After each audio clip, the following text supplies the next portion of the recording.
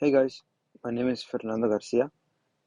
My topic is going to be on wood, and this is for class Material Science 315 for science class. So let's begin. Introduction. So this is sort of like a summary of what I'm going to talk about. The presentation will be about number one, what is wood?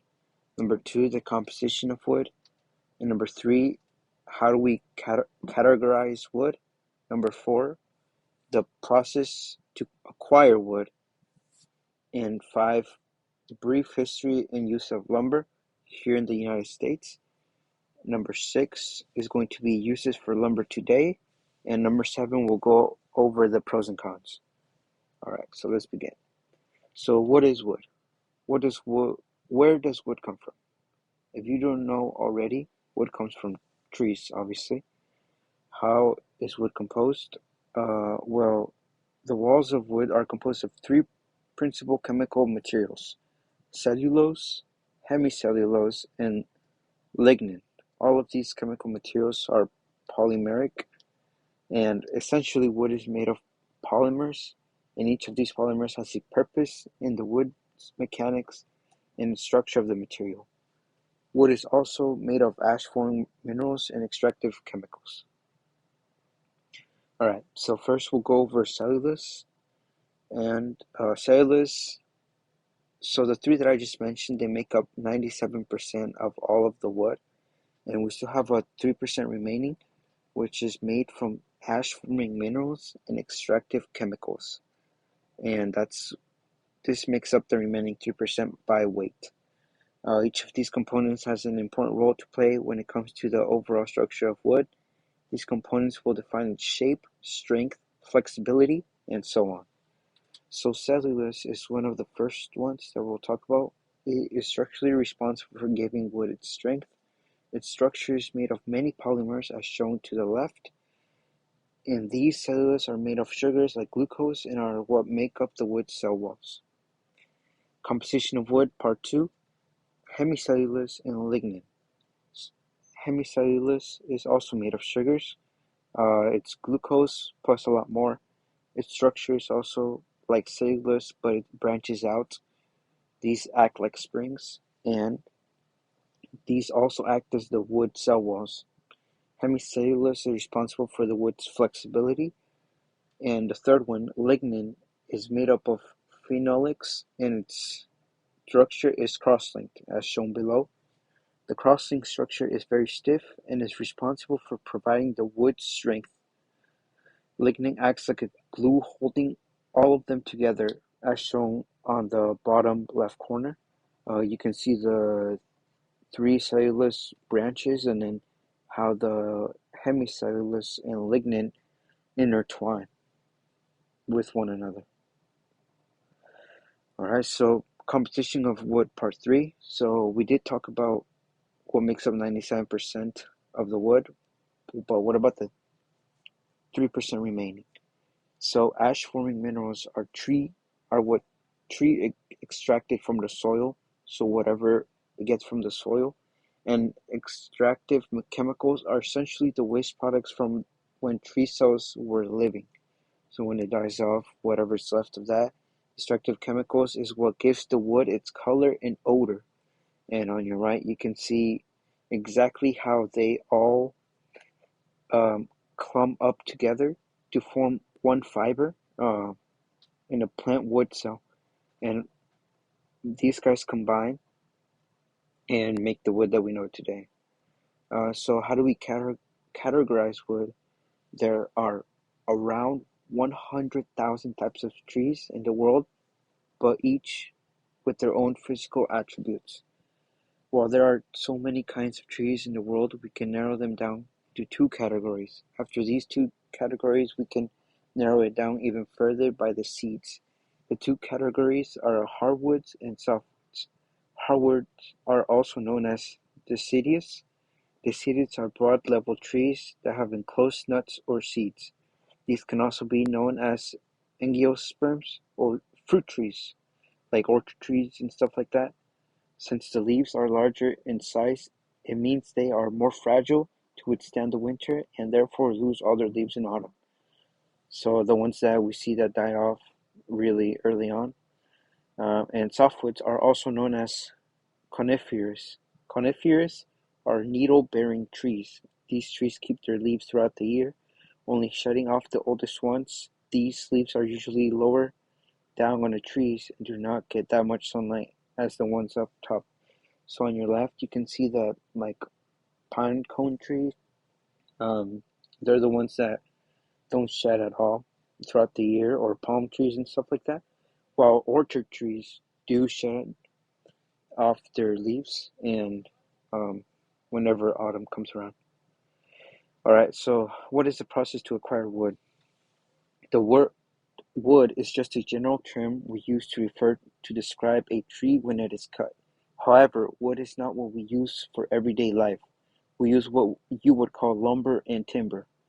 So the difference between the two is that lumber is wood that has been processed into uniform and useful sizes, simply pieces of wood cut into beams and planks or boards. And timber is in the US and Canada. The word timber refers to unprocessed wood, such as unharvested or recently felled trees that still have their bark, the rough outside part of the tree. That's the bark. And how to acquire it, part two. So this is the process of how it goes through to become the lumber. So number one, once the tree has reached the desired length and width, it is cut down. The tree cut down are usually the ones that were planted for that very reason, or ones that make way for more infrastructure. The wood that was cut down and there is then transported to a sawmill where it is sorted depending on its size and debarked. This means that they take off the rough outside part of the tree. Number three, after the wood is debarked, it is then cut into small pieces. These are called planks, boards, etc. As shown on the right, there are many ways to cut the wood, but these are the most basic ways. And then once they have been sawed into smaller pieces, you have to let the lumber dry. This is an important step in the process of making lumber. If the lumber retains its moisture and is not let to dry, it could interfere with its strength, flexibility, and overall lifespan since mold can build up over time. And number five, finally, once the wood is dried, it is then wrapped and transported to various companies all over the world to be made into different things. And we'll talk about that in a couple of slides. So, a brief history of the use of lumber. Fact, 70% of the harvest in Pennsylvania is turned into lumber. This is then exported to Europe and Asia, as well as the rest of the world. So it is quite hard to tell when we started using wood, but we will talk about stuff like pine, cedar, fir, spruce, redwood, and all of the ones below. And we'll usually talk about the history in the United States, not the entire world, because it would take a long time. And but the things that people use them for, the lumber that is chairs, houses, tools, toys, fuel, cooking utensils, and much more. So the brief history of lumber and the use of lumber. Part 2. Colonists from Europe began cutting trees and logging for trade and survival purposes. And since England had lost most of its wood, uh, the settlers here in the United States would take that and send it back to England for profit.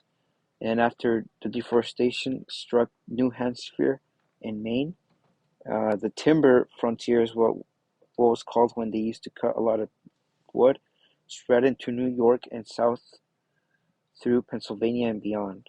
And then in the late 1800s, Michigan began producing lumber more than any other state. And around the 19th century, a big contributor to the lumber growth was the need for lumber because of the railroad industry.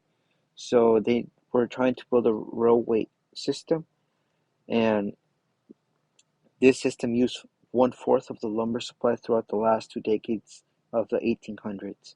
And after that, the Industrial Revolution brought about technical and mechanical changes to how timber was cut and milled, along with the more labor guidelines within a dangerous field.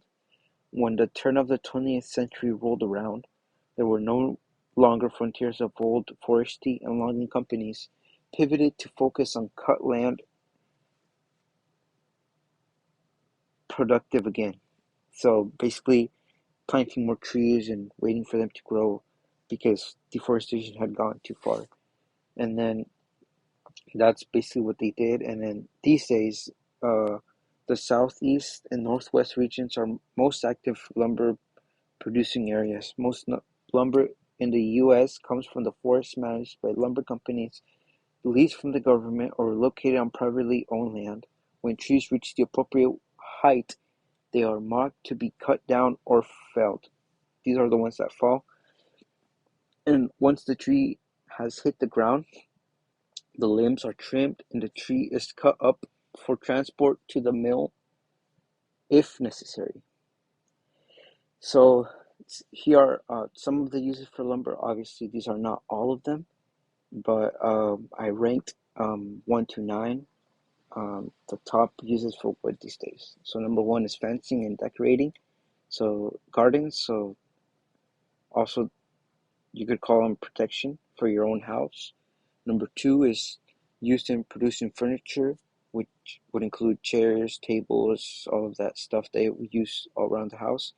Number 3 is used in creating art, so wood sculptures, also the canvases, um, and number 4, used as insulation. These are for houses. Basically, what we use to build houses, um, it creates a good insulator, and it's also used for heating, so for fire fuels and chimneys. It's used to make musical instruments like guitars, pianos, basses, um, piano, anything. Uh, it is also used to make sports equipment. These include cricket, table tennis, and hockey. Um, there's probably more, but probably those sports don't use it as much. But these are the guys that use it quite more than the others. And number 8, it's used in shipbuilding, obviously for building ships, sails, anything. And number 9, it's used to make children's toys, um, basically airplanes, cars, whatever. Um, but also it's not very common since plastics have taken over that criteria. And lastly, but not least, the pros and cons of why you would use uh, wood and why you would not use wood. So some of the pros are excess can be used for fuel in CHP plants or just normal stoves. So the CHP plants are basically plants that use the remains of the sign of the lumber. We use those remains and convert the thermal energy into electrical energy for the houses. All right. So you basically get two things at once. It's also biodegradable and it's better for the environment in a way because you don't have to worry about it being there after 1,000 years. Um, and also, it has high strength to weight ratio, so that's why it's used for houses, for basically anything that has to do with suburban housing. Um, that's what we'll use.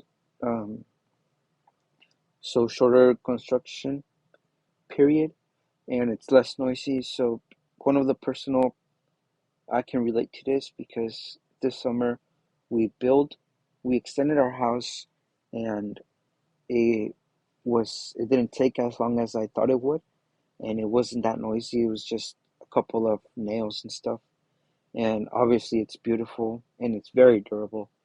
Some of the cons are that it really is expensive and heavy, and just transporting it just takes a long time. And then it requires regular maintenance. That is true because there could be the chance of mold growth, which affects the structural integrity. And we could also get termites, water damage, fire, and decay over time. So another personal um, experience that I have with this is that where I work, we do have to look for any kind of damage that the wood may have over time, and we just keep track of that. And obviously, it takes a while to grow, and this causes deforestation. And even though if you do plant a lot of trees today, it will take years and years for it to be the forest that it was as back then. And here are my references.